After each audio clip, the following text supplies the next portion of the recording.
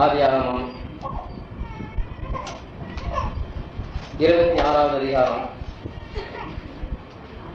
24ஆம் வசனத்தை நாம் வாசிப்போம்.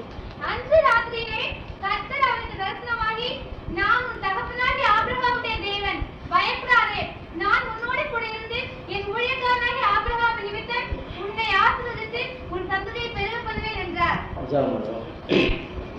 ஹல்லேலூயா. ஸ்தோத்திரம் ஸ்தோத்திரம் ஸ்தோத்திரம் ஸ்தோத்திரம் ஸ்தோத்திரம். ஆண்டவரே உம்மை ஸ்தோத்திரிக்கிறோம். அருமையான பிதாவே, உம்முடைய பரிசுத்த நாமத்தை ஸ்தோத்திரிக்கிறோம். இந்த நேரத்தில் உம்முடைய அன்பின் சமூகம் எங்கள் மத்தியில் வந்திருக்கிறபடினால் உம்மை துதிக்கிறோம். கர்த்தாவே, மனுஷனுடைய முகத்தை பார்த்தால் நாங்கள் வெறுமையாக திரும்ப வேண்டியதாக இருக்கும். இந்த நேரத்தில் ஆண்டவரே, அருமையான சபையார் உம்முடைய முகத்தை நோக்கி பார்த்து, ஆண்டவரே உம்முடைய சத்தத்துக்காக காத்திருக்க முடியாது. உம்முடைய சத்தத்தை கேட்டு ஒரு புதிய தீர்மானத்தோடு இன்றைக்கு சொல்ல முடியாது. நீர் உதவி செய்ய வேண்டும், நீர் கிரியை செய்ய வேண்டும், நீர் பேச வேண்டும், உங்களுடைய ஆலோசனை நீர் வெளிப்படுத்த வேண்டும். இந்த வசனத்தில் இருக்கிறதான சத்தியத்தை ஆண்டவரே இன்னும் நல்லா எங்களுக்கு வெளிப்படுத்தி கொடுக்க முடியாது. நாங்கள் கேட்கிறோம். பரிசுத்த ஆவியானவர் தாமே பேசும்படியாக நாங்கள் வேண்டுகிறோம். இயேசுவின் நாமத்தில் பிதாவே, ஆமென். அந்த ராத்திரியிலே கர்த்தர் அவனுக்கு தரிசனமாகி, நான் உன் தகப்பனாகிய ஆபிரகாமுடைய தேவன், பயப்படாதே, நான் உன்னோடு கூட இருந்து என் ஊழியக்காரனாகிய ஆபிரகாம் நிமித்தம் உன்னை ஆசீர்வதித்து உன் சந்ததியை பெருக பண்ணுவேன் என்றார். ஈசாக்குடைய ஜீவியத்திலே மறக்க முடியாத ஒரு நாள் இந்த நாள். காரணம், அந்த நாளிலே ராத்திரியிலே கர்த்தர் அவனுக்கு தரிசனமானார். கர்த்தர் அவனுக்கு தரிசனமானார். நம்முடைய ஜீவியத்திலே எத்தனையோ நாட்கள் கடந்து போயிட்டு இன்னும் கர்த்தர் எண்ணி வைத்த நாட்களுக்காக நாம் காத்து கொண்டிருக்கிறோம். எத்தனையோ நாட்கள் கடந்து போனாலும் கூட கர்த்தர் தரிசனமாகிற ஒரு நாள் இருக்கிறது. இங்கே தரிசனம் என்று சொல்லும்போது கர்த்தருடைய சமூகத்தை நன்றாய் உணர்ந்திருக்க வேண்டும். ஈசாக் தேவனுடைய முகத்தை அவனால் காண முடிந்திருக்காது. ஆனால் எப்படியும் கர்த்தரை அவன் கண்டான். அந்த நாளிலே தேவன் தரிசனமாயிருக்கிறார். நாமும் கூட இந்த நாட்களிலே அவருடைய பரிசுத்த நாமத்திலே கூடி வரும்போதெல்லாம், ஆராதிக்கும் போதெல்லாம் தேவ சமூகத்தை நாம் விசுவாசத்திலே அனுபவித்துக் கொண்டிருக்கிறோம். ஆராதனையிலே கர்த்தர் வருகிறார், விசுவாசிக்கிறீர்களா? ஆராதனையிலே கர்த்தர் பேசுகிறார், விசுவாசிக்கிறீர்களா? ஆசீர்வதிக்கிறார், எல்லாம் கர்த்தர் தான். ஆனால் இப்போதோ விசுவாசத்திலே தான் அவருடைய முகத்தை நோக்கி பார்க்கிறோம். ஆனால் ஒரு நாள் வருகிறது, அந்த நாளிலே நாம் முகமுகமாய் அவரை தரிசிக்க போகிறோம். அதுதான் அவருடைய வருகை நாள். அந்த நாளுக்காகத்தான் இப்போது நாம் காத்துக் கொண்டிருக்கோம். அந்த நாளுக்காகத்தான் கர்த்தர் நம்மை ரட்சித்து இவ்விதமாய் இம்மட்டுமா இந்த ரட்சிப்பிலே காத்துக் கொண்டு வருகிறார். கர்த்தரை தரிசிக்க போகிற அந்த நாள் மகிமையான ஒரு நாள். நாம் இந்த பாட்டிலே பாடினோம். அது பக்தர்களுக்கு, அது பரிசுத்தவான்களுக்கு அந்த நாள் இன்பமான ஒரு நாளா இருக்கும். ஆனால் தீயவர்களுக்கு அந்த நாள் துன்பமான ஒரு நாளா இருக்கும் என்று பாடினோமே. நாம் அந்த அந்த இன்பமான நாளுக்காகத்தான், அந்த சந்தோஷமான நாளுக்காகத்தான் இப்போது காத்திருக்கிறோம். அந்த நாளிலே நாம் இயேசுவை எப்படியாயும் தரிசிக்க வேண்டும். இயேசுடைய முகத்தை நாம் பார்க்க வேண்டும். அதுவே நம்முடைய ஜீவியத்தின் லக்காக இருக்கிறது. அதுவே நம்முடைய அழைப்பின் நோக்கமாக இருக்கிறது. ஆகவே இந்த நாட்களிலே கிறிஸ்து இயேசுவை சந்திக்க ஒரு மனுஷன் எப்படி ஆயத்தப்பட வேண்டும், இரண்டாம் வருகையிலே அவரை சந்திக்க நாம் என்னென்ன அனுபவங்கள் வழியாக கடந்து போக வேண்டும், இந்த சத்தியங்கள் இந்த நாளிலே நாம் அதிகமாக தியானிக்க வேண்டியதாக இருக்கிறோம். சுவிசேஷ செய்திகள் எத்தனையோ நாம் கேட்டுக்கொண்டிருக்கிறோம். ஆனாலும் இன்றைக்கு சபையாய் கர்த்தரை வருகைக்கு ஆயத்தப்படும்படியா கர்த்தர் கொடுத்த கிருபை நாட்களா இருக்கிறதுனாலே நம்மை நாமே இன்னும் ஆராய்ந்து பார்த்து அருமையான ஆவிக்குரிய அனுபவங்கள் வழியா இன்னும் ஆழமாய் சென்று இயேசுவின் முகத்தை தரிசிக்க கர்த்தர் தாமே நமக்கு கிருபையை தருவாராக. ஈசாக்கு தேவனுடைய தரிசனத்தை அவன் பெற்றான், அல்லது தேவன் ஈசாக்குக்கு தரிசனமானான். அவ்விதமாய் நமக்கும் தேவன் தரிசனமாக போகிறார் அந்த மகிமையான அந்த நாளிலே. அந்த நாளிலே அவர் சந்திக்க நாம் என்ன செய்ய வேண்டும் என்று ஈசாக்குடைய ஜீவியத்தை பார்த்தோம் என்றால் ஒரு முக்கியமான காரியத்தை இந்த அதிகாரத்திலே நாம் காண்கிறோம். ஈசாக்கு தேவனை தரிசிக்க வேண்டும் என்றால் அவன் ஒரு காரியத்தை செய்ய வேண்டியதாக இருந்தது. அதை பற்றி தான் நாம் 18ஆம் வசனத்திலே விதமாய் வாசிக்கிறோம்.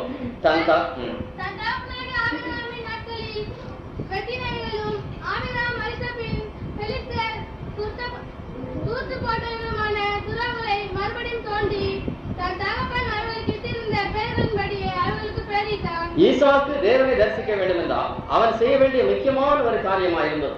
இன்றைக்கும் கூட அநேக கிறிஸ்தவர்கள் அவர்கள் கிறிஸ்தவர்கள் என்ற பெயரை தரித்துக் கொண்டு இருக்கிறார்கள். ஆலயங்களுக்கு செல்கிறார்கள், கிறிஸ்துவை ஆராதிக்கிறார்கள், இயேசுடைய வருகையை பற்றியும் கூட பாடுகிறார்கள், அதை மற்றவர்களுக்கு சொல்லுகிறார்கள்.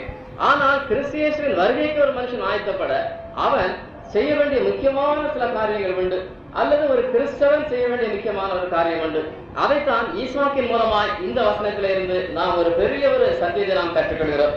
அது என்னவென்றால், ஈசாக்கு ஒரு காரியத்தை செய்தார். என்னவென்றால், ஆபிரகாமின் நாட்களிலே அநேக துறவுகள் வெட்டப்பட்டிருந்தது. ஆபிரகாம் ஒரு வனாந்திர வாசியை போலவே அவர் ஜீவித்து வந்தார், பரதேசியை போலவே அவர் ஜீவித்து வந்தார். ஆகவே அவர் எங்கெல்லாம் சென்றாரோ, எங்கெல்லாம் குடியிருந்தாரோ, அங்கெல்லாம் அவர் நீர்வீழ்ச்சிகளை அவர் தோண்டினார். அதில் இனிமையான தண்ணீர் கிடைத்தது. ஆகவே அவர்கள் தாகத்தை தீர்த்து அந்த இடத்திலே குடியிருந்து அவர்கள் ஜீவித்து கடந்து போனார்கள். ஆபிரகாம் பல இடங்களிலே விதமாய் நீரூற்றுகளை அவர் தோண்டினார். ஆனால் ஆபிரகாமுடைய காலத்துக்கு பிறகு சத்துருக்கள், விசேஷமாக பெலிஸ்தியர், இந்த மற்ற சத்துருக்கள் அந்த நீரூற்றுகள் எல்லாம் அவர்கள் மூடிவிட்டார்கள். இவ்விதமாய் பல நாட்களாய் பல ஆண்டுகளாய் மூடப்பட்டிருந்ததான அந்த நீரூற்றுகளை ஈசாக்கு அவர் திரும்பவுமாய் அவர் தோண்டுகிறார். அவர் தோண்டி திரும்பவுமாய் அதில் தண்ணீரை காண்கிறார். அந்த தண்ணீரை அவர் ருசிக்கிறார், அதிலே மகிழ்கிறார். அதற்கு தன் தகப்பன் காலத்திலே அவர்களுக்கு விட்டிருந்த பெயர்களின்படியே மறுபடியும் அந்த பெயர்களையே அவர் சூட்டுகிறார். ஆகவே தேவனை தரிசிக்க வேண்டும் என்றால் ஈசாக்கு செய்ய வேண்டிய காரியம், மூடி போட்டதான அந்த நீரூற்றுகளை, துறவுகளை மறுபடியும் தோண்ட வேண்டியதா இருக்கிறது. அருமையானவர்களே, இது நம்முடைய ஆவிக்குரிய ஜீவியத்திலே கிறிஸ்தியேசுவை சந்திக்க வேண்டும் என்றால் நாம் தோண்ட வேண்டியதான அல்லது தோண்டி எடுக்க வேண்டியதான சில ஆவிக்குரிய அனுபவங்களை தான் இது காட்டுகிறது. ஆபிரகாமின் நாட்களிலே வெட்டப்பட்ட துறவுகள் அவைகள்.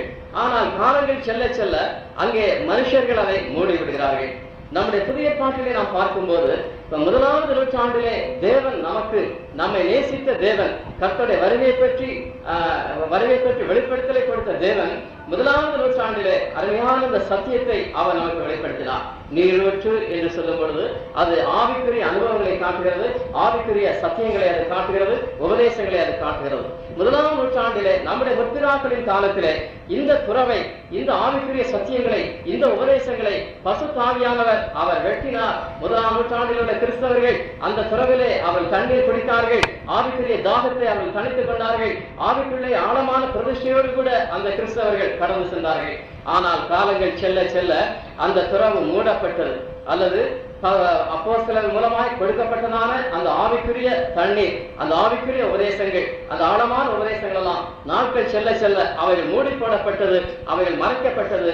மண்ணினால் அது மூடப்பட்டது என்றால் மனுஷருடைய சத்தியத்தினால், மனுஷனுடைய உபதேசத்தால் அது மூடப்பட்டு துறவுகளே இல்லாமல் பல நூற்றாண்டுகள் இருந்தது. ஆனால் இந்த கடைசி நாட்களிலே, வருகைக்கு சமயமாய் நாம் இருக்கிற இந்த கடைசி நாட்களிலே தேவன் கிருபையாய் முதலாம் நூற்றாண்டிலே மூடப்பட்டதான துறவுகள் எல்லாம் தேவன் இப்போது திறந்து கொண்டிருக்கிறார். நூற்றாண்டிலே வெளிப்படுத்தப்பட்ட சத்தியங்கள், ஆனால் பிறகு கத்தோலிக்க மதத்தாராலும் இன்னும் மனுஷராலும் மூடி போட்டதான மெய்யான சத்தியங்களை தேவ ஆவியானவர் இந்த கடைசி நூற்றாண்டிலே, இந்த 20ஆம் நூற்றாண்டிலே அவர் தோண்டி எடுத்து நமக்கு கொடுத்து கொண்டிருக்கிறார். நம்மை ஆவிக்குள்ளே மகிழ்ச்சி செய்து கொண்டிருக்கிறார். அந்த ஆவிக்குரிய அனுபவங்களை ருசிக்க செய்கிறார். ஆகவே ஈசாக்கு ஆபிரகாம் காலத்திலே தோண்டப்பட்டு மூடப்பட்ட துறவுகளை அவன் தோண்டி எடுத்தான். நாமும் கூட தேவனை இயேசுவை தரிசிக்க வேண்டும் என்றால் தோண்டி எடுக்க வேண்டியதான அந்த துறவுகள், ஆவிக்குரிய அனுபவங்கள் சில உண்டு. ஆபிரகாமின் நாட்களில் இருந்த துறவுகளிலே சில முக்கியமான துறவுகள், அது நம்முடைய ஆவிக்குரிய ஜீவியத்திலே இப்போது நாம் அனுபவிக்கிற அனுபவங்களை அது காட்டுகிறது. முதலாவதாக ஆதியாகமம் 16வது அதிகாரம் 14ஆம் வசனத்திலே ஒரு துறவை குறித்து அங்கே நாம் வாசிக்கிறோம். எல்லாருக்கும் தெரிந்தவர்கள் அறிவது. ஆகையால் அந்த துறவு பெயர் லாகாய் ரோயி எனப்பட்டது. அது காதேசுக்கும் பாரேசுக்கும் நடுவே இருக்கிறது. இங்கே ஒரு துறவை பற்றி நாம் வாசிக்கிறோம். அந்த துறவுக்கு பெயர் லகாய் ரோயி என்று பெயரிடப்படுகிறது. இந்த துறவின் பெயர் லகாய் ரோயி என்றால் அதனுடைய அர்த்தம் well of him who liveth and seeth me என்ற அர்த்தம். தமிழில் சுருக்கமாக போடப்பட்டிருக்கிறது. சரியாக தமிழில் மொழிபெயர்க்கப்படாவிட்டாலும் சுருக்கமாக சொல்லப்பட்டிருக்கிறது. நீர் என்னை காண்கிற தேவன் என்று பெயரிட்டால், ஆகையால் அந்த துறவு பெயர் லகாய் ரோயி எனப்பட்டது. ஆகவே லகாய் ரோயி என்றால் அந்த துறவின் பெயர், அது ஒரு காரண பெயராய் அமைகிறது. ஆபிரகாமின் காலத்தில் இருந்த ஒரு முக்கியமான ஒரு துறவு இது லகாய் ரோயி. அந்த துறவை பெயரிட்டது ஆகார் என்றதான அந்த அடிமை பெண். லகாய் ரோயி என்ற வார்த்தைக்கு அர்த்தமே நீர் என்னை காண்கிற தேவன், கர்த்தருக்கு ஸ்தோத்திரம், அல்லது என்னை கண்டு காண்கிற ஜீவனுள்ள தேவன் என்று அர்த்தம். லகாய் ரோயி, நீர் என்னை காண்கிற தேவன். இந்த துறவை கண்டுபிடித்தது நாம் இங்கே பார்க்கிறோம். ஆகார் என்பதான ஆபிரகாமுடைய அந்த அடிமை பெண் என்று உங்கள் எல்லாருக்கும் தெரியும். இந்த அடிமை பெண் ஆகார், இவள் எகிப்து தேசத்திலே இருந்த ஒரு ஸ்திரீ. ஆபிரகாமோ தேவனால் அழைக்கப்பட்டவள். ஆனால் இந்த ஆகாரோ எகிப்து தேசத்திலே இருந்து அவள் ஆபிரகாமுக்கு அடிமை பெண்ணாய் வந்தவளாய் இருந்தாள். ஆகவே ஆபிரகாமுடைய வாக்குத்தத்தங்களுக்கு இவள் சுதந்திரவாளி அல்ல. ஆபிரகாமுடைய ஆசீர்வாதங்களுக்கும் இவளுக்கு தகுதி கிடையாது. இவள் இஸ்ரவேலின் காணியாட்சிக்கு புறம்பானவள் தான். இவள் எகிப்து பெண்ணா இருந்ததினாலே ஆபிரகாமுடைய வீட்டிலே சந்தோஷமாய் இவளால் இருக்க முடியவில்லை. அங்கே சாராள் இவளை கடினமாய் நடத்தினபடினால் அவளை விட்டு இவள் ஓடி விடுகிறாள். வனாந்தரத்துக்கு ஓடி வந்து விடுகிறாள். அங்கேதான் தூதனானவர் அவளை சந்தித்து அவளோடு பேசுகிறார். அங்கே அந்த துறவண்டிலே சந்தித்தபடினாலே அந்த துறவுக்கு இந்த பெயரானது இடப்படுகிறது. இங்கே லகாய் ரோய் என்றால் தேவனை ஒரு மனுஷன் சந்திக்கிற ஒரு இடம். பேசலாம். நாம் தேவனை எப்போது சந்தித்தோம் தெரியுமா? விசுவாசத்திலே தேவன் எப்போது நம்மை சந்தித்தார்? நாம் எப்போது தேவனை சந்தித்தோம் சொல்லுங்கள். நாம் ரட்சிக்கப்பட்ட அந்த நாளிலே, அல்லது ஞானஸ்நானம் எடுத்து தேவனோடு கூட ஒப்பந்தம் செய்தோமே, உடன்படிக்கை செய்தோமே, அந்த நாளிலே கர்த்தர் நம்மை சந்தித்தார். கர்த்தர் நம்மை கண்டெடுத்தார். நாம் கர்த்தரை தெரிந்து கொண்டோம். ஆகவே அது முக்கியமான ஒரு நாளா இருக்கிறது. லகாய் ரோயி என்றார்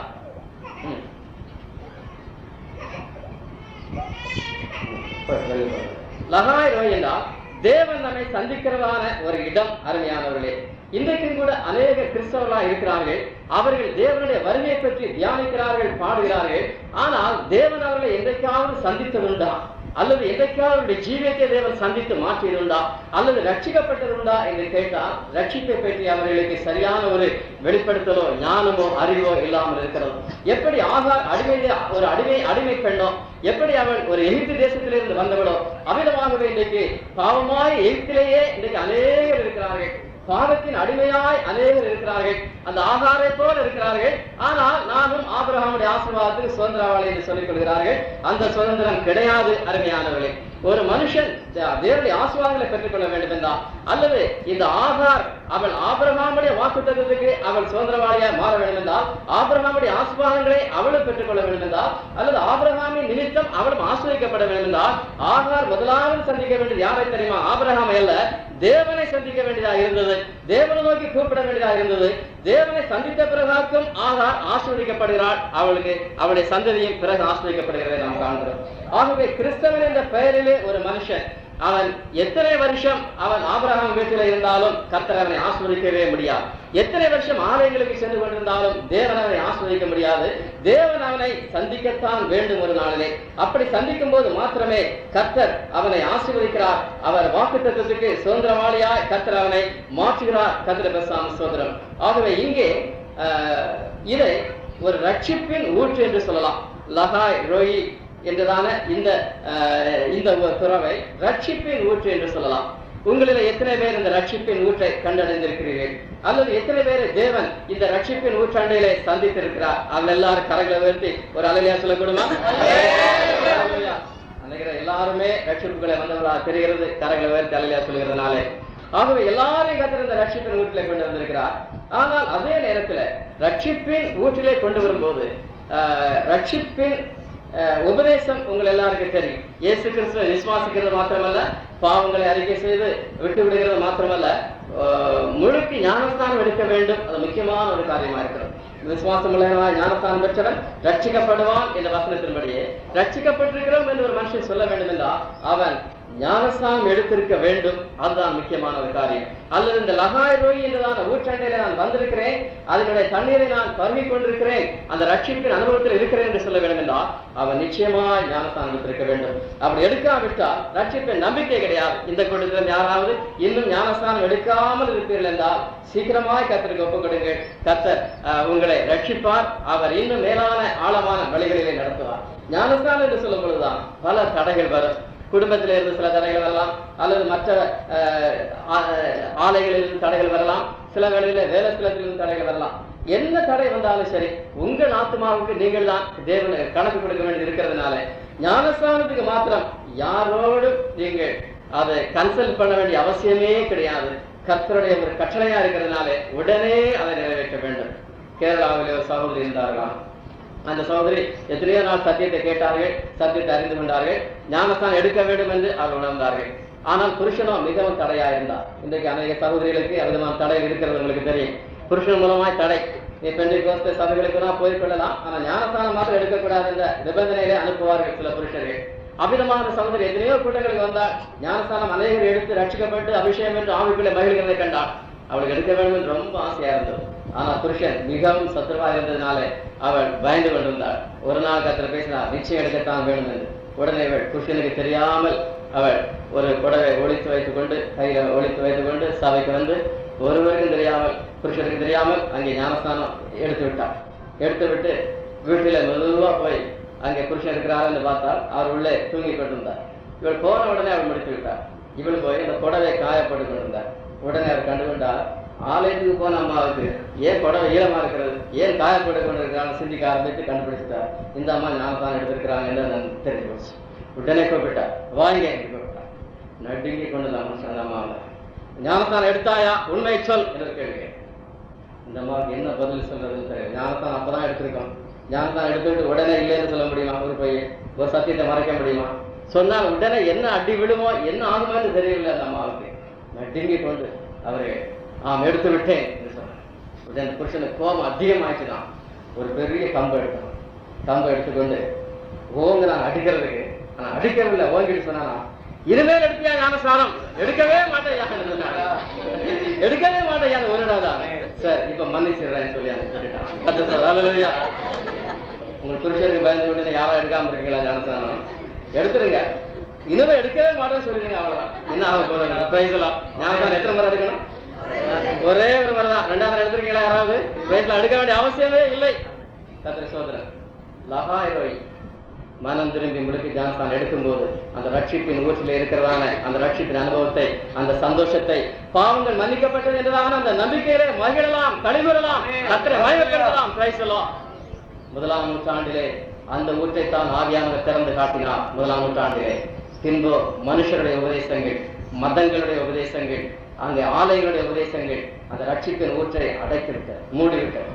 இன்றைக்கு இருக்கிறதல்லவா எத்தனையோ ஆலயங்கள் ரட்சிப்பு என்றால் என்ன என்று தெரியாது, மனம் திரும்புதல் என்றால் என்ன என்று தெரியாது.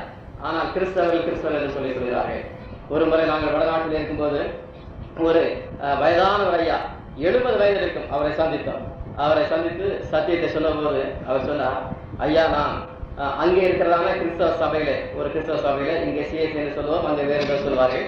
அங்கே அவர் சொன்னார், 40 வருஷம் நான் ஐயராக ரெவரண்டாக பணியாற்றி நான் ஓய்வு பெற்ற ஒரு மனுஷன். 40 வருஷம் இருந்திருக்கிறேன். பிரசங்கங்கள் எத்தனையோ 1000 பண்ணியிருக்கிறேன் ஐயா. ரட்சிப்பு என்று எத்தனையோ பேசியிருக்கிறேன்.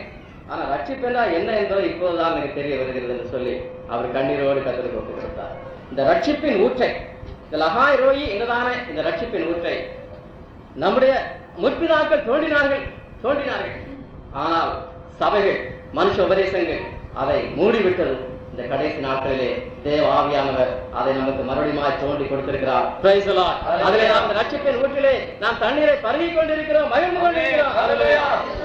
ஆகவே மூடப்பட்டதான துறவை ஈசாக்கு தோண்டினான், மறுபடி தோண்டினான். அந்த தண்ணீரை அவன் கண்டான். ரட்சிப்பின் ஊற்றிலிருந்து நாம் தண்ணீரை பருகிக் கொண்டு இருக்க வேண்டும். கிருபையாய் கர்த்தர் நமக்கு திறந்து கொடுத்திருக்கிறார்.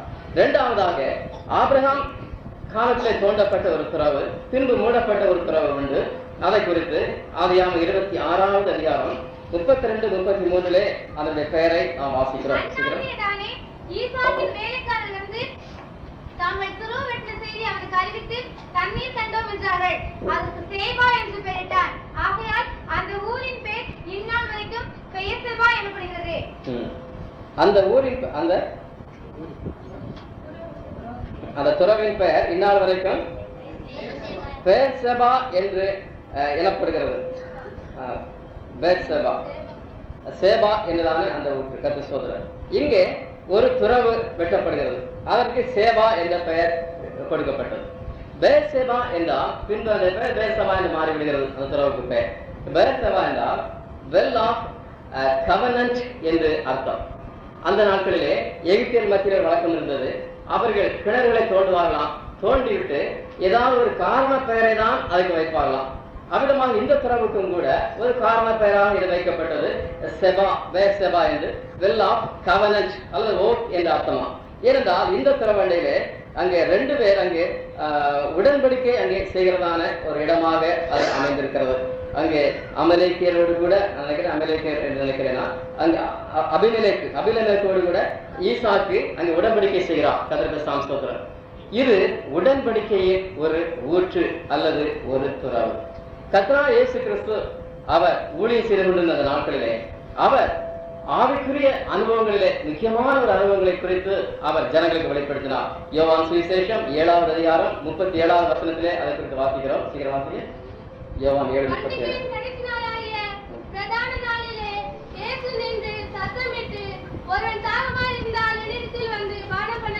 ஒருவன் தாகமாயிருந்தால் என்னிடத்திலே வந்து பானம் பண்ண கடவன் என்று அவர் சொல்கிறார். ரட்சிப்பின் ஊற்று வேறு. ஞானஸ்நானம் எடுத்து கர்த்தரோடு நாம் உடன்படிக்கை செய்யும் போது ரட்சிப்பை பெற்றுக் கொள்கிறோம். இங்கே கர்த்தர் ஒரு பெரிய ஒரு வாக்குத்தத்தத்தை அவர் கொடுக்கிறார். இங்கே அது எந்த வாக்குத்தத்தம் தெரியுமா? பரிசுத்த ஆவியை பற்றிதான ஒரு வாக்குத்தத்தம். இதை அவர் கொடுப்பேன் என்று சொல்லியிருக்கிறார். மாம்சமான யாவர் மேலும் ஆவியை ஊற்றுவேன் என்று அவர் சொல்லியிருக்கிறார். அவர் இயேசு கிறிஸ்து அவர் உயிர் தெழுந்த பிறகு பரலோகத்துக்கு ஏறி போகும் முன்பாகவும் அவர் சீஷர்களுக்கு எருசலேமிலே நீங்கள் காத்திருங்கள், வாக்குத்தத்தம் பண்ணப்பட்ட அந்த ஆசீர்வாதத்தை பெற்றுக் கொள்ளுங்கள், உன்னதத்திலிருந்து வருகிற பலனால தரித்துக் கொள்ளுங்கள் என்று அவர் பலமுறை சொல்லி அவர்களை காக்க வைக்கிறார். பரிசுத்தாவின் அபிஷேகம் அது ஒரு உடன்படிக்கையா இருக்கிறது.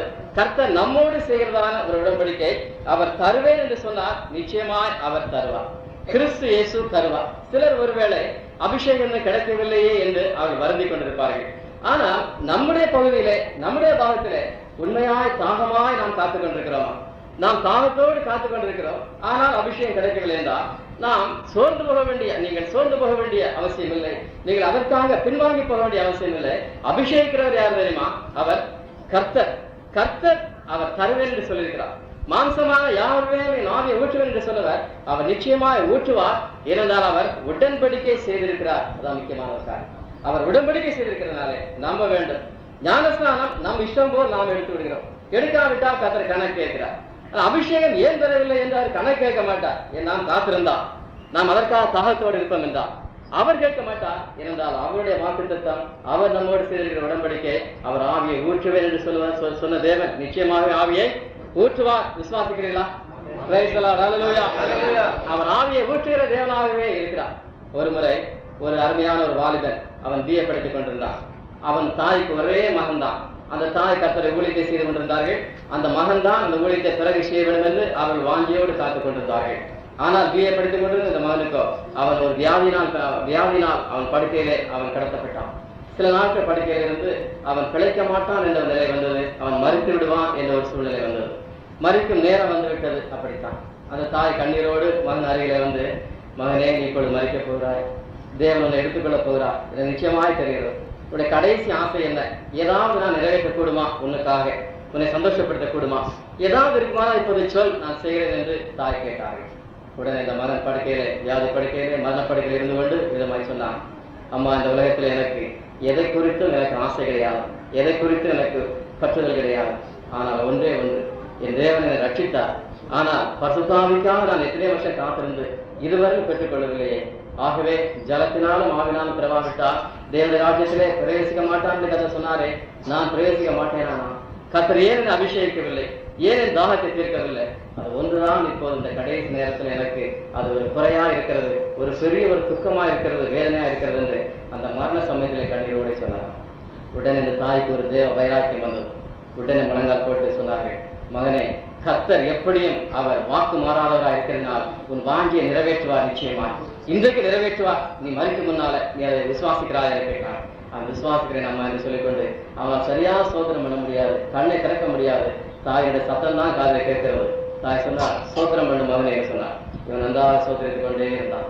உடனே அந்த தாய் தன்னுடைய கரங்களை அவன் தலையில வைத்து ஜெபித்து, ஆண்டவரே, என் மகனை நான் திருப்பி கேட்கவில்லை, இப்போது நீ செய்ய வேண்டியது ஒன்றே ஒன்றுதான், அவனுடைய வாஞ்சியின்படியே அவனை அபிஷேகித்து அது ஒன்று போதும் என்று சொல்லி தன்னை கையை வைத்து ஜெபித்த உடனே சில நிமிஷத்துக்குள்ளாய் அவன் அந்நிய பாஷை பேசி அவன் துள்ளி எழுந்தான். படுக்கையிலிருந்து துள்ளி எழுந்து நன்றாய் அந்நிய பாஷை பேசி கர்த்தரை துதித்து ஒரு அரை மணி நேரம் 1 மணி நேரம் நன்றாய் மகிழ்ந்தான். படுக்கையில மகிழ்ந்து அப்படியே படுத்தான், தலை சாய்த்தான், அவன் செய்து விட்டான். அவன் ஆவி சமாதானமாய் நம்முடைய தேவன் வாக்கு பண்ணியிருக்கிறார். அபிஷேகம் கிடைக்கவில்லை நீ சோர்ந்து போக வேண்டாம். ஆனால் அபிஷேகத்துக்காக காத்திருக்கிறதிலே மாத்திரம் உறுதியா இருக்க வேண்டும். காத்திருக்கிறதிலே சோர்ந்து போகக்கூடாது. அப்பொழுது தேவன் நிச்சயமாய் ஒரு நாள் அவர் அபிஷேகிப்பார். அப்ப அபிஷேகம் என்று சொல்லும் பொழுது அதுல இன்னும் பாருங்கள், இயேசு கிறிஸ்து இங்கே அபிஷேகத்தை பற்றி சொன்னார். அந்த வசனத்தை வாசித்தோமே, அவர் நின்று அவர் எப்படி சொன்னார் தெரியுமா? அதை பற்றி வாசி. ஒருவன் தாகமாயிருந்தால் என்னிடத்தில் வந்து முக்கியமான கடைசி நாளாகிய பிரதான நாளிலே இயேசு நின்று சத்தமிட்டு ஒருவன் தாகமாயிருந்தால் இடத்துல வரக்கூடாதுன்னு சொல்ற பாருங்கள். பசுத்தாவியை குறித்து அவர் வாக்கு பண்ணும் போதே சொல்கிறார், பரிசுத்தாவின் அபிஷேகம் வரல, கிடைக்கல. அந்த வாக்குத்தத்தை கொடுக்கும் போதே இயேசு சாதாரணமா சொல்லிக்க கூடாதா? ஒருவன் தாகமா இடத்துல வந்து பானம் பண்ண கடவுள் சாதாரணமா சொல்ல வேண்டும். என்ன செய்யறாராம்? பரிசுத்தாவை பற்றி சொல்லும் போதே எப்படி இருக்குது அவருடைய சத்தம்? மெதுவா இருந்த சத்தம் எப்படி போயிட்டு சத்தமா கிரைட் அலவுட் என்று வரும் ஆங்கிலத்துல. பரிசுத்தாவின்னு சொல்லும் போதே என்ன வருதாங்க? பெரிய ஒரு சத்தம் இல்லையா? அப்ப பரிசுத்தாவின் அபிஷேகம் வந்துட்டா எவ்வளவு சத்தமாயிரும். இயேசு சத்தமிட்டார். அவர் என்ன சத்தம் போடுற ஆனா இயேசு? அவர் சத்தத்தை வீதியிலே ஒருவரும் கேட்கறது இல்லையா? அவரை மெதுவா பேசுவாரா இயேசு கிறிஸ்து? அவர் மெதுவா பேசுவார் தேவன். ஆனா பசுத்தாவை பற்றி சொல்லும் போது மாத்திரம் எழுந்து நின்று என்ன செய்கிறார்? சத்தமா ஹல்லேலூயா. ஐயோ, அபிஷேகம் பெற்றா சத்தம் போட வேண்டியதா இருக்குமே, அதுக்கு அபிஷேகம் வேண்டாம் நினைக்க வேண்டாம். அது கர்த்தருடைய அன்பின் மிகுதியால் நடக்கிறதான ஒரு கிரியை. அருமையானவர்களே, ஆகவே எப்படியும் பசுத்தாவின் அபிஷேகம் எல்லாருக்கும் அவசியமா இருக்கிறது. கர்த்தர் நிச்சயமாக தர வல்லமுள்ளவரா இருக்கிறார். கர்த்தருக்கு ஸ்தோத்திரம். பசுத்தாவின் அபிஷேகம் அது எந்த நிமிஷத்துல கிடைக்கும். அருமையானவர்களே, ஒரு முறை நாங்கள் வடநாட்டிலே ஏர்போர்ட்ஸ்ல நான் வேலை செய்து கொண்டிருந்தேன். அங்கே எங்களுக்கு ஒரு அருமையான நண்பர் இருந்தார், ஒரு கேரளாவை சேர்ந்த ஒரு சகோதரர். அவர் ஞானஸ்தானம் எடுத்து விட்டார், ஆனால் அபிஷேகம் கிடைக்கவில்லை. பல நாட்களா அபிஷேகத்துக்காக காத்துக் கொண்டிருந்தார். அவர் ஒரு நாள் ஜெபத்தில் எப்படி சொன்னாராம், அவர் ஆண்டவரே, நான் இந்த ஏர்போர்ட்ல தான் பணியாற்றி கொண்டிருக்கிறேன், என்னை ஜெப நேரத்துல தான் அபிஷேகம் வேண்டும் என்று அல்ல ஆண்டவரே. எத்தனையோ நேரத்துல ஜெபித்து விட்டேன், அபிஷேகம் கிடைக்கல. எந்த நேரம் வேணுமானாலும் அபிஷேகம், ஏர்போர்ட்ல டியூட்டில இருக்கிற நேரமானாலும் சரி, அல்லது அங்க பெரேட் என்று சொல்லுவார்கள் மிலிட்டரியில, பெரேட் செய்ய வேண்டியதா இருக்கும். நாங்க வாரத்துல 2 இடம் போக வேண்டியதா இருக்கும். அந்த பெரேட்ல ஆயிரக்கணக்கான பேர் ஒரே லைனாக துப்பாக்கி வைத்துக் கொண்டு மார்ச் பண்ணி கொண்டு போவார்கள். நீங்க எத்தனை பேர் பார்த்துருக்கீங்கன்னு தெரியல, அது ராணுவத்துல எல்லா இடத்துலயும் பார்க்கலாம். இவர் சொல்ற, ஆண்டவரே, அந்த பெரேட நான் மார்ச் பண்ணி கொண்டு போகிறேன் அல்லவா துப்பாக்கியோடு கூட, இது அப்போது அபிஷேகித்தாலும் எனக்கு பரவாயில்ல, ஆனா எனக்கு அபிஷேகம் வேண்டும். அந்த பெரேடில ஒரு சின்ன சத்தம் இருக்காது, ஒருவர் பேச முடியாது, தலையை திருப்ப முடியாது, சரீரத்தை அசைக்க முடியாது. துப்பாக்கி வைத்துக் கொண்டு நடந்தால் நடந்து கொண்டே இருக்க வேண்டும், நின்றால் நின்று கொண்டே இருக்க வேண்டும். மறுக்கட்டளை பிறக்கிற வரையில் 2000-3000 பேர் நிற்போம். அங்கே பின் டிராப் சைலன்ஸ் சொல்லுவாங்க. அவ்வளவு அது சத்தமில்லாத ஒரு சூழ்நிலையா இருக்கும். அந்த இடத்துல கூட ஆண்டவரே இப்ப அபிஷேகத்தாலும் பரவாயில்லைன்னு சொல்லிட்டு அவிதமா ஜெபித்து கொண்டு இருப்பார். ஒரு நாள் அது பெரேடுக்கு சென்றார். ஜெபித்து விட்டு பெரேடு போகும்போது அங்கே மார்ச் பண்ணி கொண்டு போவோம். அப்பொழுது மார்ச் பண்ணும்போதெல்லாம் அங்க என்ன சொல்லுவாங்க தெரியுமா? மிலிட்டரியில லெப்ட் ரைட்னு சொல்லுவாங்க. தெரியாத லெப்ட் ரைட்னு சொல்லுவாங்க. ஆனா நாங்களாம் போது என்ன சொல்லுவோம் தெரியுமா? மார்ச் பண்ணும்போதெல்லாம் பிரைஸ்லாம் தான் ஒரு கால் வைக்கும் போது நாங்க அப்படி சொல்லி ஆளுக்கே போறது. அப்படி எங்களுடைய பழக்கம் அப்படித்தான். இவரும் ஆண்டவரே பிரைஸ்லாம் இப்போ அபிஷேகம் பரவாயில்லைன்னு சொல்லிட்டு வலதுகளை துப்பாக்கி இருக்குது, இடதுகளை துப்பாக்கி இருக்குது, வைத்துக் கொண்டு பிரைஸ்லாம் ஆண்டவரே அபிஷேகத்துக்கு வந்து அந்த மார்ச் பாஸ் நடக்கும்போது அப்படி ஜெபித்து கொண்டே போனார். ஆவியானவர் பெரிய ஒரு அற்புதத்தை செஞ்சார். திடீர்னு ஆவியானவர் வந்து அவர் மேல் இறங்கி விட்டார். 3000 பேர் இருக்கிறாங்க, பெரிய ஒரு பெரேடு கிரவுண்ட். ஆவியானவர் இறங்குற உடனே அதனால் என்ன செய்யறது தெரியவில்லை, துப்பாக்கி அவர் வீசி விட்டார். அவர் குறித்து ஹல்லேலூயா சொல்லி அவர் மகிழ ஆரம்பித்து விட்டார். பக்கத்தில் இருக்கிற எல்லாரும் நடுங்கி விட்டாங்க. சில துப்பாக்கி கீழே போயிட்டாங்க. என்ன ஆச்சு ஏதாச்சு. அந்த பெரேடு கிரவுண்டே ஒரு பெரிய ஒரு கலகலப்பா ஆயிடுச்சு. உடனே நிறைய போலீஸ்லாம் வந்துட்டாங்க. வந்து இவர் ஆடுறதை பார்த்த உடனே அவர் அப்படியே வெளியே கொண்டு வந்துட்டாங்க. வெளியே கொண்டு வந்து விட்டா அது பயங்கரமான ஒரு குற்றம். அந்த பெரேடில் விதமான ஒரு நியூசன்ஸ் இருந்தால் அது பெரிய ஒரு குற்றமா இருக்கு. அதை பற்றிலாம் கவலைப்படவில்லை. அவர் ஹல்லேலூயா சொல்லி யார் பெருத்து கொண்டு மகிழ்ந்து கொண்டிருந்தார் தேவ சமூகத்திலே. பிறகு அதெல்லாம் முடிந்தது. யார் பெரிய போட்டோ என்கொயரிலாம் நடந்தது. பயங்கரமான என்கொயரிலாம் உண்டு சிறிய குற்றங்களுக்கும். இது பெரிய ஒரு குற்றம். அங்கே பெரேடையே இவர் கலைத்து விட்டார், அங்கே டிசிப்ளினை மீறி விட்டார் என்று அவரை முதலாவது கமாண்டிங் ஆஃபீஸர் விசாரித்தார். இவர் சொன்னார், எனக்கு தெரியாதையா கர்த்தர் என்னை அபிஷேகித்தார் என்று. அந்த மனுஷன் என்ன தெரியும்? வடநாட்டு உள்ளவங்களுக்கு இந்த ஒண்ணும் தெரியாது. ஒண்ணும் தெரியலாம ஏதோ பிழைச்சுக்கிறான், பைத்தியம் பிடிச்சிருக்குது என்று விளை கொண்டாரு. உடனே ஆளுக்குள்ளாகிறா, பிரைஸ்லாம் சொல்லுகிறார், சந்தோஷப்படுகிறார். படுக்கிற இடத்துல போனால் அங்கேயும் மகிழ்ந்து கொண்டிருக்கிறார். அவர்களுக்கு ஒரே தீர்மானம் கிடைக்கல. மெடிக்கல் ஆஃபீஸர்ஸ் வந்து கண்டுபிடிக்க முடியல, ஏதோ சம்திங் ராங் மென்டலி என்று சொல்லி பைத்தியக்கார ஆஸ்பத்திரி அனுப்பிக்கிறாங்க. அனுப்பி அங்கே போனாலும் இவர் சோதனை பண்ணி ஆவில நிறைந்து அவர் அந்நியவாக பேசி மகிழ்ந்து கொண்டிருக்கிற பார்த்தா அங்கேயும் கன்ஃபார்ம் பண்ணிட்டாங்க, சரி புதுவிதமான பைத்தியம் வருது அந்த மென்டல் ஆஸ்பத்திரி. அவர் இவரை பார்த்த உடனே, உன்னை பார்த்தா பைத்தியமா தெரியவில்லையே, நீ ஏன் வந்திருக்கிறான்னு கேட்டார். உடனே இவர் அவருக்கு நடந்த விஷயத்தெல்லாம் சொன்னார். சொன்ன உடனே அவருக்கு விளங்கிட்டு இருந்தா அவர் ரட்சிக்கப்பட்ட ஒரு கிறிஸ்தவர். விளங்கின உடனே அவருக்கு ரொம்ப சந்தோஷமா இருந்தது. அப்படியா, இதுக்காக வைத்திருக்கிறாங்க, இந்த காரியம் இவங்களெல்லாம் விளங்காது, அவங்களுடைய மிஸ்டேக் அல்லாது என்று சொல்லிவிட்டு இவர் உடனே அவர் ரிப்போர்ட் எழுதிவிட்டார். He must be discharged immediately report எழுதி அவரை வெளியே போக சொன்னார். வீட்டுக்கு அனுப்பினார். அனுப்பும் போது அவர் சொன்னார், தம்பி நீ எனக்காக ஜெபிக்க வேணும், இதே அபிஷேகம் எனக்கும் வேணும், அதுக்காக ஜெபிக்க வேணும்னு சொல்லி இந்த மெடிக்கல் ஆஃபீஸர் வாக்குத்தத்தம் பண்ணினவர் அவர் உண்மையிலவராக இருக்கிறார். உன்னை எந்த சூழ்நிலையிலேயும் அவர் அபிஷேகிப்பார், சோர்ந்து போகவே வேண்டாம் என்று சொல்கிறார். அல்லேலூயா. மரணத்துக்கு முன்பாக கடைசி நேரம் வரையிலும் கர்த்தருக்கு நேரம் இருக்கிறது, எப்போதான் அபிஷேகித்து விடுவார். பிரைஸ் எல்லாம். ஆகவே இது இரண்டாவது அனுபவம். முதலாம் நூற்றாண்டிலே நம்முடைய முற்பிதாக்களின் காலத்திலே தோண்டப்பட்டதான் ஆவிக்குரிய அனுபவம். இது பரிசுத்தாவின் அபிஷேகத்திலே மகிழ்ந்து கொண்டிருந்தது ஆதி சபை. ஆனால் காலங்கள் செல்ல செல்ல கிறிஸ்தவர்கள் அல்லது மனுஷ உபதேசம் அந்த துறவை மூடிவிட்டது. அபிஷேகம் என்றால் என்ன என்று தெரியவில்லை இந்த நாட்களிலே கிறிஸ்தவர்களுக்கு. அபிஷேகம் என்றால் அது என்ன என்று கேட்பார்கள். பரிசுத்தாவி என்றால் அது இருக்கிறது என்று சொல்வார்கள். அந்நிய பாஷை என்றால் அது அந்த காலத்தில் நாம் பேசப்பட்டது என்று சொல்வார்கள். அந்த மூடப்பட்ட அந்த துறவை நம்முடைய முற்பிதாக்களின் காலத்திலே தோண்டப்பட்ட அந்த ஆவிக்குரிய அனுபவத்தை அபிஷேகமாக இருக்கிறவை காலங்கள் செல்ல செல்ல மனுஷர் மூடினார்கள். கிருபையாய் நம்முடைய நாட்களிலே பரிசுத்தாவியானவராகிய நம்முடைய ஈசாக்கு அதை மீண்டுமாய் தோண்டி நமக்கு தந்திருக்கிறார். நம்மை அபிஷேகித்திருக்கிறார். அந்த தண்ணீரை நாம் ருசித்துக் கொண்டிருக்கிறோம், அதை மகிழ்ந்து கொண்டிருக்கிறோம். சொல்லிருக்கிறேன். ஆகவே ஈசாக்கு தேவனை தரிசித்தார். முதலாவது அவர் தோண்ட வேண்டிய நீரூற்று அது ரட்சிப்பின் நீரூற்று. லகாய் ரோய் தேவனை சந்தித்த இடம் ரட்சிப்பின் நீரூற்று. இரண்டாவதாக பேர்சபா என்றதான ஒரு நீரூற்று, அது வாக்குத்தத்தத்தின் நீரூற்று. தேவனுடைய வாக்குத்தத்தம் பரிசுத்தாவை தருவேன் என்பது அது பரிசுத்தாவின் அபிஷேகத்தின் அனுபவத்தை காட்டுகிறது. மூன்றாவதாக இன்னொரு நீரூற்றையும் அங்கே ஈசாக்கு அவர் புதிதாக தோன்றுகிறார்கள். இது அவர் ஆபிரகாம் நாட்களிலே தோன்றினதல்ல, இவர் புதிதாக தோன்றின சில நீரூற்று இருக்கிறது. அதை 26ஆம் அதிகாரத்திலே நாம் வாசிக்கிறோம். வாசிங்க 20வது வசனம். இந்த தண்ணீர் தங்களுடையது என்று சொல்லி ஈசாக்குடைய மேய்ப்பருடைய வாக்குவாதம் பண்ணினார்கள். அவர்கள் தன்னுடைய வாக்குவாதம் பண்ணபடியால் அந்த துறவுக்கு ஏசேக் என்று பெயரிட்டார். அந்த துறவுக்கு ஏசேக்கு என்று பெயரிட்டான். இந்த பெயரை கொடுத்தது யார் தெரியுமா? ஈசாக்கு அந்த நீரூற்றுக்கு இந்த பெயரை கொடுக்கிறார். பெயர் என்ன? ஏசேக்கு. அதற்கு காரணம் என்னவென்றால் இந்த சத்துருக்கள் அங்கே கேராரூர் மேய்ப்பர் இந்த தண்ணீர் தங்களுடையது என்று சொல்கிறார்கள். இவர் எந்த ஊற்றையெல்லாம் தோண்டினாங்களோ அந்த ஊற்றை அவர்கள் இது தங்களுடையது என்று சொல்லிவிடுகிறார்கள். இப்படி தண்ணீர் பஞ்சம் இருக்குது, உங்களுக்கு தெரியும். அல்ல, அந்த காலத்துல தண்ணீர் பஞ்சம் இருந்ததுனால எங்கேயாவது ஊற்று இருக்கும் என்றால் அதைத்தான் உரிமை கொண்டாடுவார்கள். இது எங்களுடைய ஊற்று, எங்களுக்கு தான் சொந்தம்.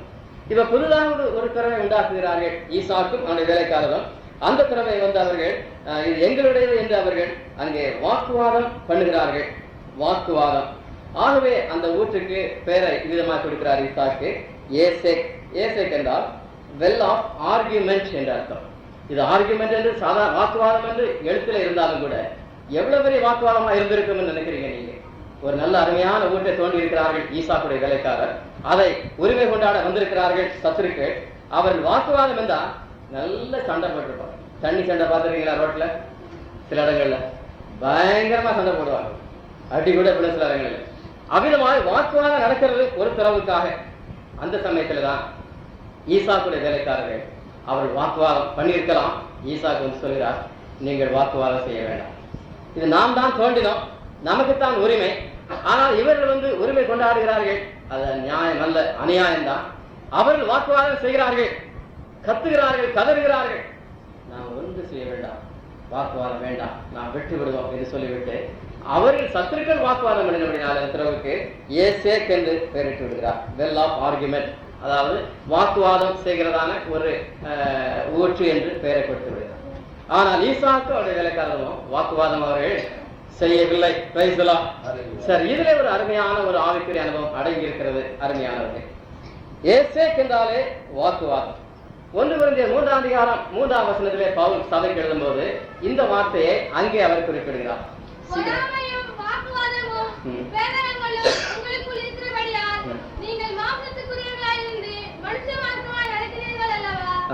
நீங்கள் மாம்சத்துக்குரியவர்களாக இருந்து மனுஷ மார்க்கமாய் நடக்கிறீர்கள் அல்லவா என்று சொல்கிறார். இந்த முதல் 3 வசனங்களை வாசிக்கும் போது ஆவிக்குரிய ஜீவியத்தில ரட்சிக்கப்பட்டவர்களை அல்லது சபையில் உள்ளவர்களை ரெண்டு கூட்டத்தாரா இந்த அதிகாரத்திலே பவுல் பிரிக்கிறார். ஒரு கூட்டத்துக்கு அவர் பெயர் கொடுக்கிறார் ஆவிக்குரியவர்கள், இன்னொரு கூட்டத்துக்கு பெயரை கொடுக்கிறார் மாம்சத்துக்குரியவர்கள் என்று. ஆகவே ஆவிக்குரியவர்கள் மாம்சத்துக்குரியவர்கள்.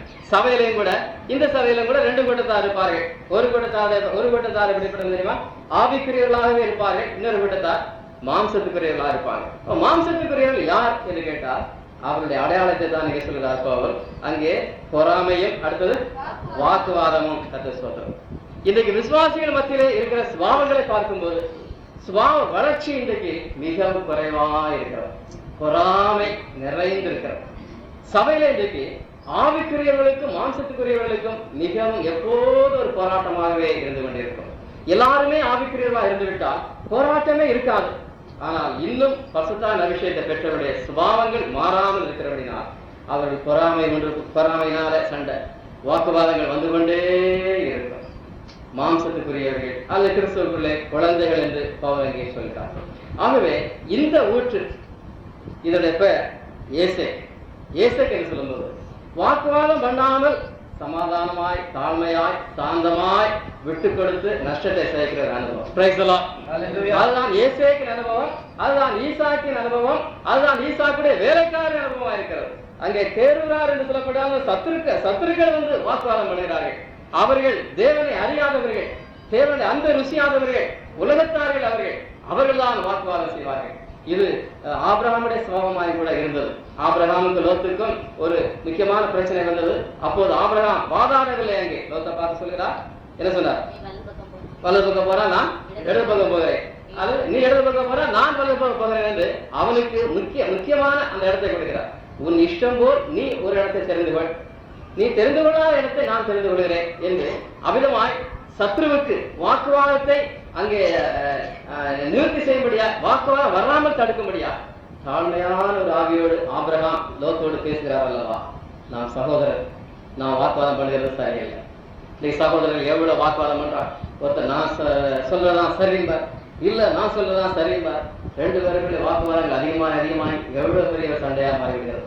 அந்த ஊழியக்காரர்களோடு பேசும்போது கூட சிலர் எப்ப மாறி பண்ணுவாங்க, அது அப்படி தான் பாஸ்டர், இது இப்படிதான் பாஸ்டர். வாக்குவாதங்கள் அதிகமா ஊழியக்காரர்கள் என்ன பேசுறதுன்றே தெரியாது. கடைசியில இந்த ஆளை விட்டா போதும் சொல்லி எப்படியா தப்பித்து கொண்டு போவாங்க. இந்த சபையில ஆவிக்குரியவர்களா எல்லாரும் இருப்பாருந்தா அந்த சபையை நடத்துகிறது மிகவும் லகுவான ஒரு காரியமா இருக்கும். ஆனால் மாம்சத்துக்குரிய நடத்துகிறது தான் மிகவும் கஷ்டமான ஒரு காரியம். அருமையானவர்களே, ஒரு முறை சீசர்களுக்குள்ளேயே ஒரு பெரிய வாக்குவாதம் வந்து விட்டது. ஆர்குமெண்ட் என்ன தெரியுமா? அது தங்களுக்குள்ளே யார் பெரியவர் என்ற பெரிய ஒரு வாக்குவாதம் ஆயிடுச்சு. கர்த்தர் அழைத்தார். அவர் யாரையுமே பெரியவர் என்று அவர் சொல்லவில்லை. அவர் சொல்லியிருந்தாருன்னா அந்த வாக்குவாதம் வந்திருக்காது. அவர் சொல்லாமல் இருந்ததுனால இவங்களுக்குள்ள பெரிய ஒரு வாக்குவாதம் உண்டாயிடுச்சு. ஒவ்வொரு சீஷர்களும் தங்களை நினைத்துக் கொண்டார்கள் தாங்கள் தான் பெரியவர்கள். சபையில கூட சில விசுவாசம் அப்படிதான் நினைப்பாங்க, நான் தான் பெரிய விசுவாசம் இந்த சபையில என்று அவருக்குள்ளாகவே ஒரு நினைப்பு இருக்கும். அதுக்கு காரணம் கேட்டால் அவர் காரணத்தை சொல்வார்கள். சீஷர்கள் ஒவ்வொருவருக்கும் காரணம் இருந்தது. உதாரணமாக பேதுரு அவர் சொல்லியிருப்பார், நான் தான் எல்லா சீஷர்களை காட்டிலும் பெரியவர் என்று அவர் சொல்லியிருக்க கூடும், வாதாடி இருக்கக்கூடும். என்ன காரணம் இருக்குது அவருக்கு? அவர் தான் இயேசுவுக்கு பர்சனல் அசிஸ்டன்ட் போல இருக்கிறார். பர்சனல் அசிஸ்டன்ட் தான் இயேசுவோடு கூட எப்போதும் இருக்கிறார். அதிகமாக பேசுகிறது பேதுரு தான். மற்ற எல்லாரும் பேசுகிறதுல பேதுரு தான் எடுத்ததுக்கெல்லாம் அவர் பேசிக்கொண்டே இருப்பார். இயேசுவோடு கூட எல்லாம் ஆலோசனை கூட சொல்லிடுவார். இயேசுவுக்கே ஆலோசனை சொல்ல ஆரம்பிச்சிருவார். அப்படி பர்சனல் அசிஸ்டன்ட் போல இருக்கிறதுனால நான் தான் பெரியவர் சொல்லியிருக்க கூடும். யோவான் அவர் விடுவார். அவருக்கு என்ன இருக்கிறது? வாக்குவாதம் பண்ண பெரியவர் என்று சொல்லி வாதாட என்ன காரணம் இருந்தது? நீங்களாம் இயேசு முன்னால உட்கார்ந்துருக்கிறீங்க, நான் எங்க இருக்கிறேன்? அவர் மார்பிலேயே சார்ந்து கொண்டிருக்கிறேன், அவருடைய கழுத்துல கைப்பட்டு கொண்டிருக்கிறேன். ஆகவே நானாக்கும் பெரியவன், என்னோட பெரியவன் யாரும் கிடையாது என்று யோவான் சொல்லியிருப்பார். இப்படி ஒவ்வொரு சீசனும் ஒரு சீசன் இருந்திருக்கலாம். ஒருவேளை அவன் கல்யாணம் பண்ணாம வந்திருக்கலாம், அழைக்கப்பட்டிருக்கலாம். அவன் சொல்லியிருப்பான், நீங்களெல்லாம் கல்யாணம் பண்ணவங்கப்பா, நான் தான் கல்யாணம் பண்ணாத சீசன், அவங்க எல்லாரும் காட்டி நான் தான் பெரியவன், நான் நடத்த போகிற சபைதான் என்ன செய்ய வருகையில் எடுத்துக்கொள்ளப்படும் என்று தன்னை அவிதமாய் பிரதிஷ்டையாக உயர்த்தி கொண்டிருந்திருப்பா. அங்க இன்னொருத்தர் இருக்கிறான், மத்திய தெரிவில்லையா? அவர் இல்ல நான் தான் பெரியவன். எதனால? அவர் தான் கணக்கு எழுதுவது. ஆயத்தவர்கள் உட்கார்ந்து வருமான வரியை வசூலித்துக் கொண்டு கணக்கு எழுதி கொண்டிருந்தார். இந்த காலத்துல பிகாம் சொல்லுவாங்களா, அந்த அக்கௌண்ட்ஸ் எல்லாம் ஒரு எழுத வேண்டும். அக்கௌண்டன்சி படித்திருக்க வேண்டாம் அவர் நிச்சயமா அந்த காலத்து படித்தின்படி.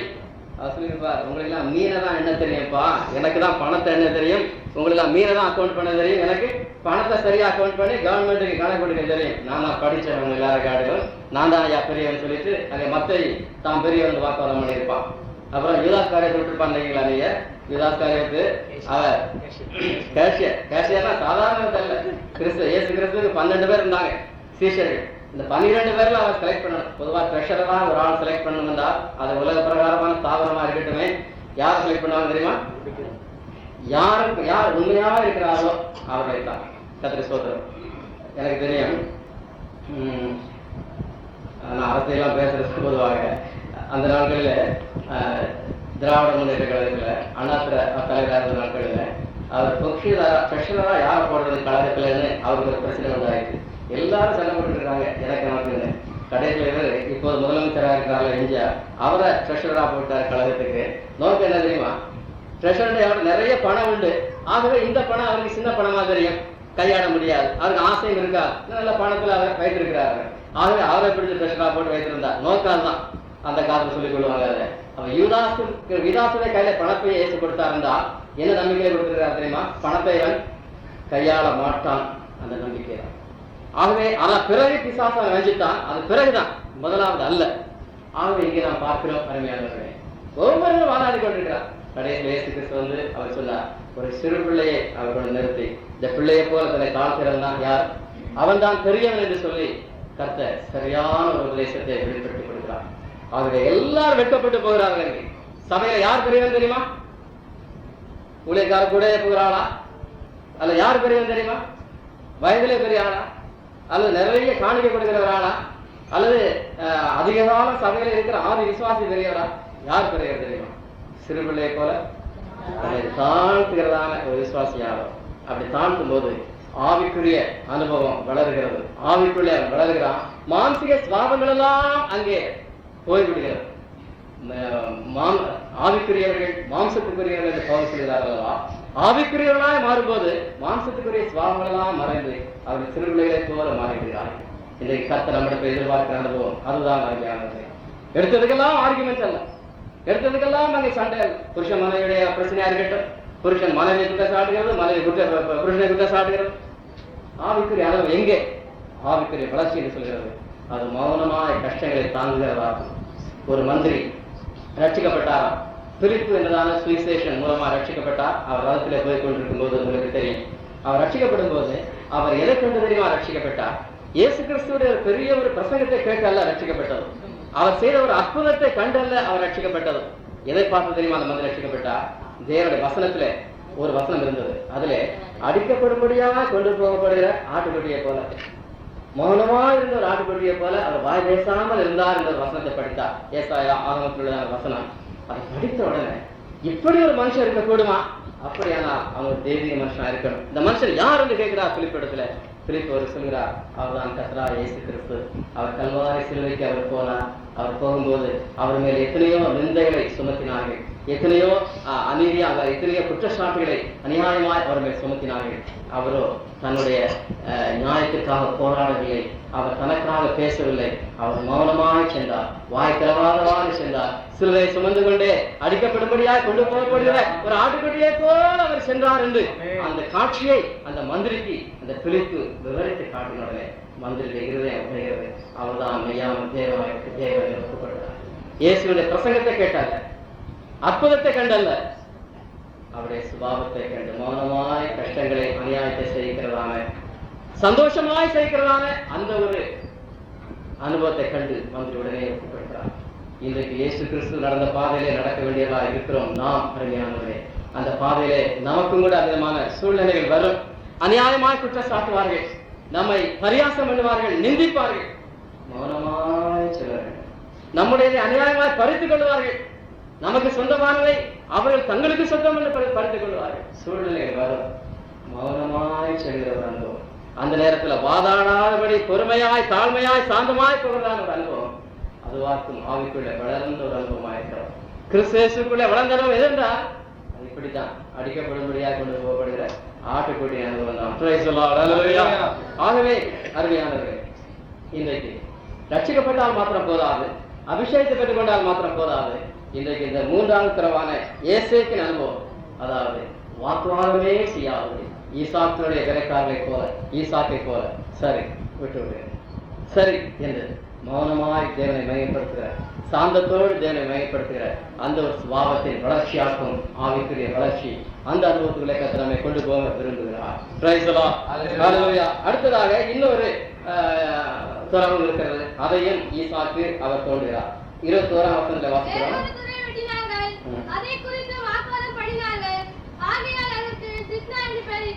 அதற்கு சித்ரா என்று பெயரிட்டார்.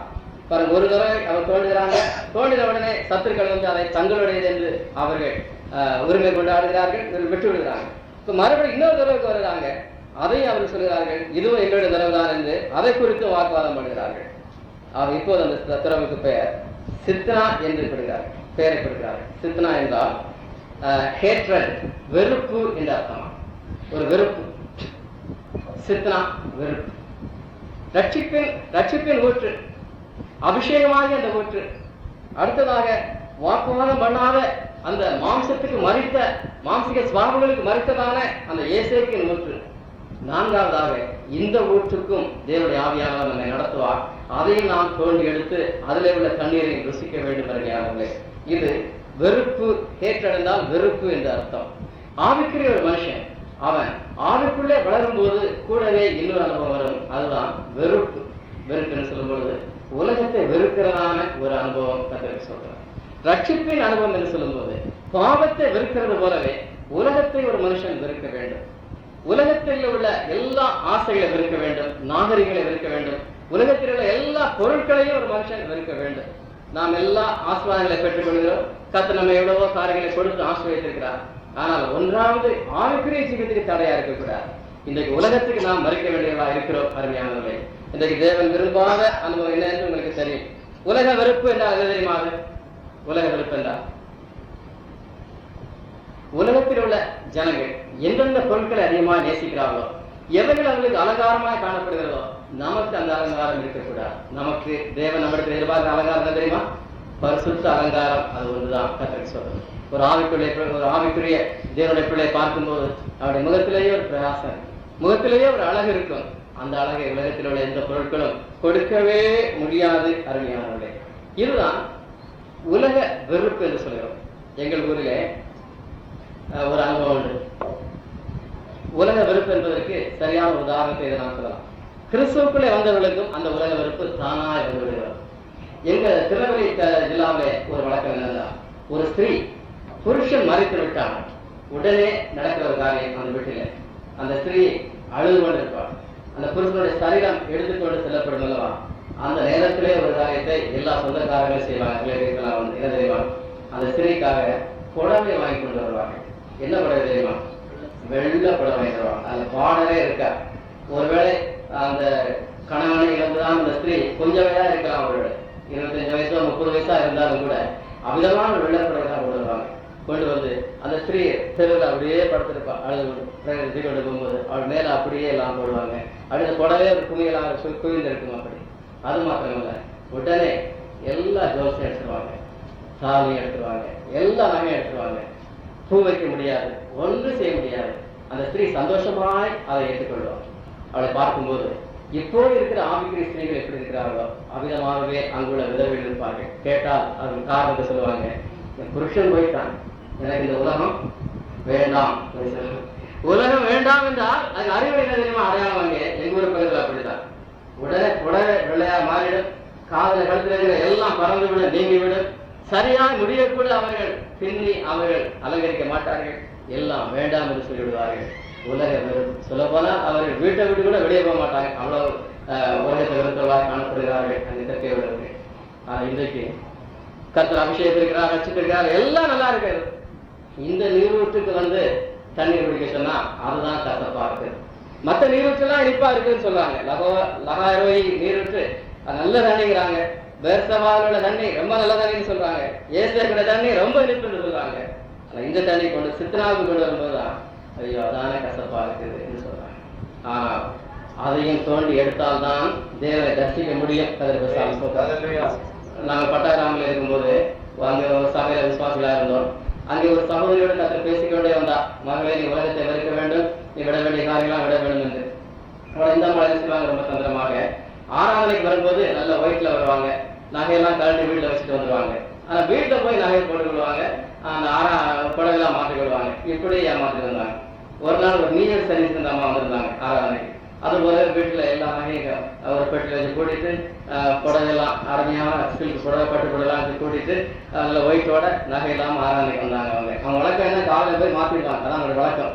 ஆனா அன்றைக்கு நடந்த என்ன தெரியுமா, புது வருஷம் ஆசீர்வாதம், நல்ல கத்தர்களை மகிழ்ந்து விட்டு வீட்டை போய் பாக்குறாங்க. வீடு திறந்து கிடக்குது, வீட்டை ஜாமான இல்ல, ஒரு பெட்டியும் இல்லை, எல்லாம் தினம் கொண்டு போயிட்டாங்க. கொண்டு போன உடனே வந்து அழுகிறாங்க, பாட்டு வந்து, ஐயா அந்த நகையெல்லாம் போச்சு, அந்த புடவையெல்லாம் போச்சு சொல்றாங்க. கத்தரை பேசும்போது நீங்க கீழ்படி இல்லை. இப்ப கத்தரே பாருங்க, அவரே காலி பண்ணிட்டார். இப்ப விட்டுதான் ஆகணும். இன்னும் நகை வாங்க முடியுமாங்களால முடியாது, இன்னும் ஒரு படம் வாங்க முடியுமாங்களால முடியாது. கத்தரே உங்களை விருக்க செய்திருக்கா, இனிமையாக கத்தருக்குள்ள இருந்து சாட்சியாயிருங்கன்னு சொன்னார். இன்றைக்கு இந்த சித்னா இந்த நீரூற்று இதுதான் அநேகருக்கு ஒரு கசப்பான நீரூற்றா இருக்கிறது. ஆனால் அந்த தண்ணீரையும் நாம் ருசிக்க வேண்டியதா இருக்கிறது. அது 1ஆம் நூற்றாண்டிலே அங்கே சொல்ல போனால் ஆபிரகாமின் காலத்திலிருந்தே அது இந்த அனுபவம் இருந்தது. ஆபிரகாமின் மனதிடத்திலேயே இந்த அனுபவம் இருக்கிறது என்று புதிய பாட்டில் வாசிக்கிறோம். ஆகவே இந்த நீரூற்றை ஆவியானவர் இப்பொழுது அவர் தோண்டி கொடுத்திருக்கிறார். அதை தோண்டி இந்த கடைசி நாட்களிலே இந்த சத்தியத்தையும் கூட கர்த்தர் ஆவிக்குரியர்கள் வெளிப்படுத்தியிருக்கிறார். அவர் அந்த சத்தியத்தை ஜீவித்து கர்த்தருக்காக காத்துக் கொண்டிருக்கிறார்கள். கடைசியாக ஒரு அனுமதி நான் முடித்து விடுகிறேன். வாசிங்க. கடைசியாக இவர் தோண்டிய ஒரு தரவு 20 அதை குறித்து அவர்கள் வாக்குவாதம் பண்ணவில்லை. அப்பொழுது அவர் நாம் தேசத்தை பழுகும்படிக்கு இப்பொழுது கர்த்தர் நமக்கு இடம் உண்டாக்கினார் என்று சொல்லி அதுக்கு ரெகோபோத் என்று பெயரிட்டார். இப்பொழுது ஒரு தரவை வெட்டினார்கள். இந்த தரவை குறித்து அவர்கள் வாக்குவாதம் பண்ணவில்லை. ரொம்ப சந்தோஷமாக இருக்காரு. முதலாவது வெட்டின 2 தரவுகளை பற்றி பெரிய சண்டை வந்தது. 3 கடைசியாக வெட்டின இந்த தரவு இதை பற்றி ஒன்றுமே வரவில்லை. உடனே அவர்கள் இதை இந்த தண்ணீரை நாம் குடிப்போம் என்று சொல்லவில்லை. அவர் சொன்ன ஒரு காரியம் தெரியுமா, நாம் தேசத்தில் பழுகும்படிக்கு இப்பொழுது கர்த்தர் நமக்கு இடம் உண்டாக்கினார் என்று சொல்லி அதற்கு ரெகோபோத் என்று பெயரிட்டார்களாம். ரெகோபோத் என்றால் room enough for us to expand.